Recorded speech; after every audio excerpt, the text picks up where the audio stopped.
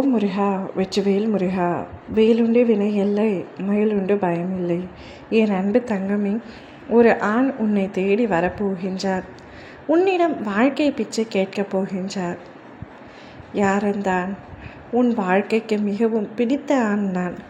உன் வாழ்க்கையே அவர் என்று நீ உயிராக நேசித்து மதித்த உறவுதான். சில சூழ்நிலை காரணமாக நீ அவரை பிரிந்து விட்டாய். பிரிந்தாலும் உன்னால் அவரை மறக்க முடியவில்லை.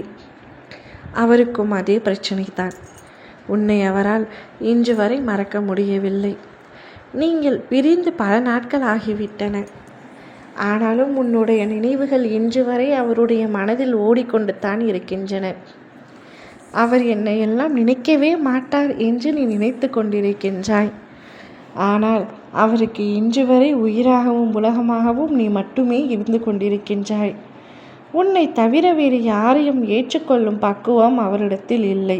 அவருடைய குடும்பத்தாரும் அவள்தான் உன்னை விட்டு சென்று விட்டாளே, அவளை விட்டு விடு, வேறு ஒரு திருமணம் செய்து கொள் என்று பலமுறை வற்புறுத்திய பொழுதும் உன்னுடைய உறவு என்னால் அவளை மறக்க முடியவில்லை. அவளே என் உலகம் என்று இருந்து விட்டேன். அவளை பிரிந்து என்னால் இதற்கு மேலும் வாழ முடியாது என்று கூறி உன்னை தேடி வரப்போகின்றார். அவருடைய குடும்பத்தார்கள் எவ்வளவோ தடுத்து பார்த்த பொழுதிலும் யாருடைய வார்த்தைக்கும் செவிசாய்க்கவில்லை. என்னால் அவள் மட்டுமே போதும் என் வாழ்க்கைக்கு என்று கூறுகின்றார். அப்படி கூறி உன்னிடம் வரப்போகின்றார். அவர் செய்த தவறு முழுவதுமே அவர் இப்பொழுது மனம் திரிந்து விட்டார். அனைத்தையும் மறந்து விட்டார். இனிமேல் இது மாதிரி ஒரு தவறான விஷயங்கள் நான் செய்ய மாட்டேன் என்று உன்னிடம் மன்றாடி கெஞ்ச போகின்றார். அவர் இதற்கு முன்னரே பல முறை கெஞ்சியும் உன் மனம் இலகவில்லை.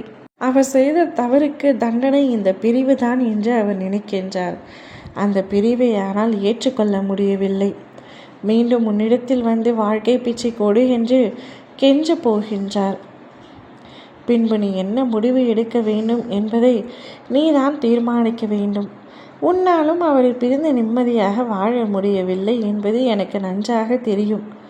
நீ என்னத்தான் அவர் மீது கோபமாக இருப்பது போல வெளியில் காட்டிக்கொண்டாலும் உன் மனதிற்குள் அவர் நிறைந்திருக்கின்றார். அவருடைய எண்ணத்தில், அவருடைய குணத்தில் நன்றாகத்தான் இருப்பவர். ஏதோ சில தவறுகள் செய்துவிட்டார். அதனால் என்னால் அவரை மறக்க முடியவில்லை, என் மீது அவர் உயிரையே வைத்திருக்கிறார் என்று நீயே உன் மனதிற்குள் சொல்லிக் கொள்கின்றாய்.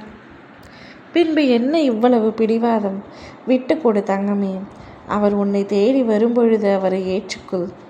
உனக்காக படைக்கப்பட்ட அந்த உறவு இன்னும் எத்தனை காலம்தான் இப்படி ஏமாந்து நிற்கும், உன்னிடம் கெஞ்சி கொண்டிருக்கும்? கோபங்களை விட்டுவிட்டு அவரை ஏற்றுக்கொண்டு சந்தோஷமாக வாழ முயற்சி செய். ஓம் முருகா, வெற்றிவேல் முருகா.